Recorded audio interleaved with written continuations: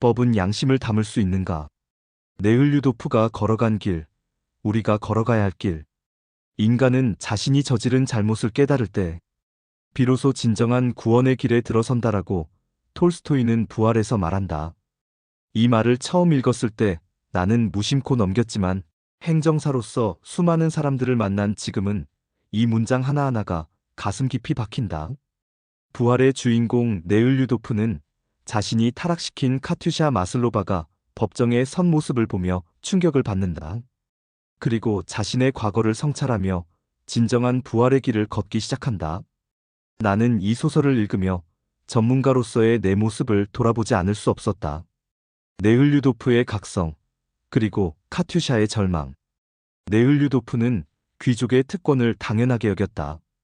순진한 하녀 카투샤를 유혹하고 버린 것도 그에게는 일상적인 일탈에 불과했다. 하지만 그의 무책임한 행동은 한 여성의 인생을 나락으로 떨어뜨렸다. 카투샤는 매춘부가 되었고 결국 절도죄로 법정에 서게 되었다.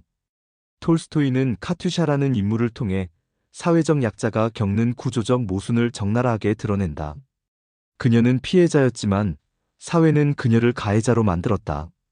가진 자들의 무책임한 행동이 가지지 못한 자들에게 어떤 결과를 가져오는지를 보여주는 것이다.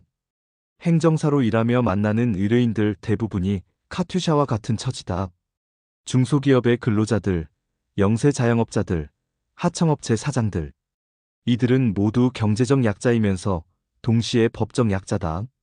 복잡한 법률 앞에서 무력한 그들에게 나는 어떤 존재여야 할까?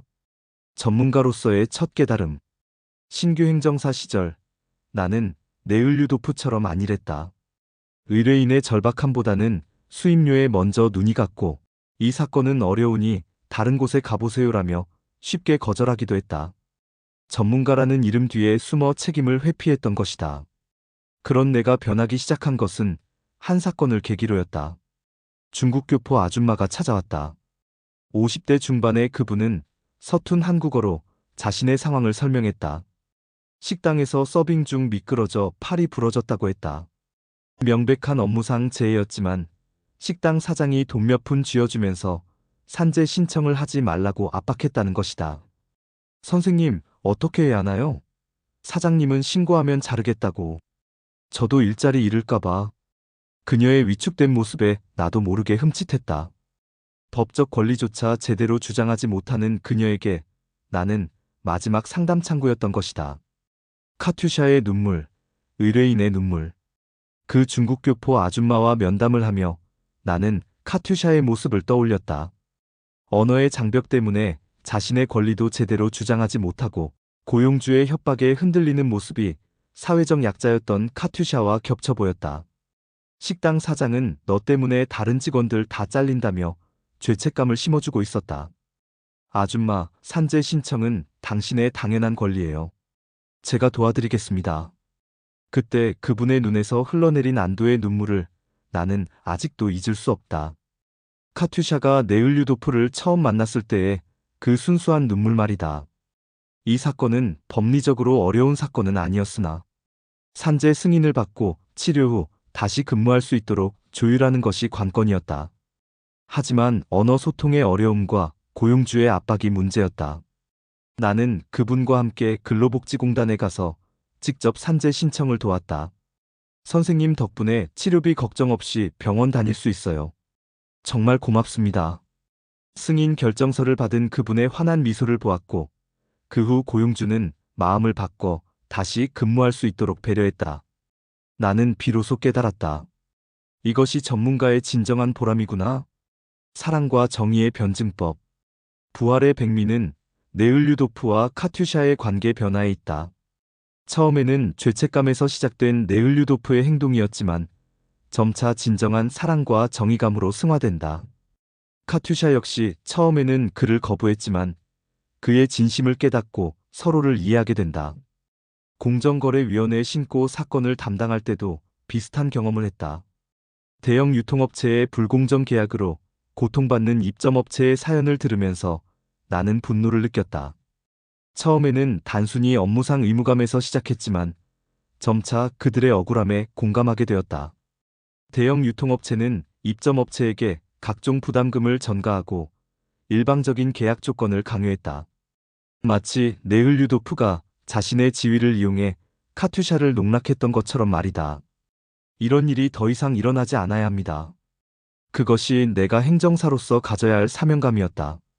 단순히 서류를 작성하는 것이 아니라 사회정의를 실현하는 일의 일부를 담당하고 있다는 자부심 말이다. 구원은 함께 이뤄진다. 톨스토이는 부활을 통해 개인의 도덕적 각성이 사회 전체의 변화로 이어질 수 있음을 보여준다.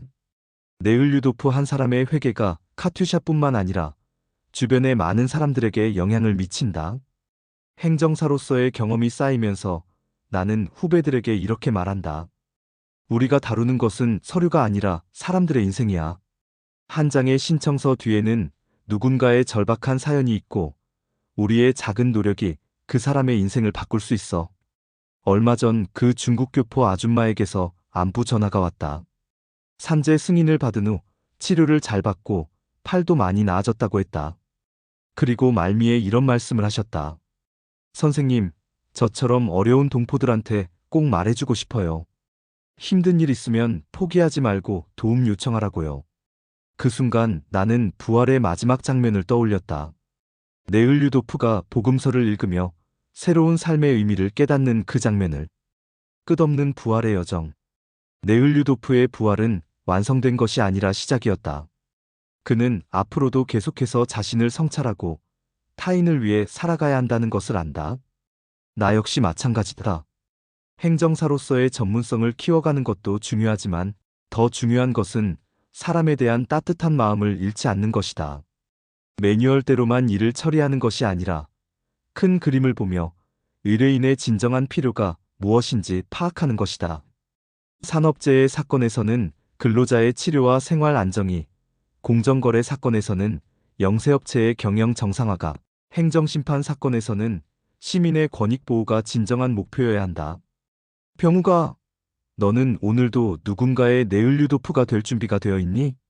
누군가의 카투샤에게 희망을 줄 수 있는 전문가가 되어 있니? 부활을 덮으며 나는 다시 한번 다짐한다.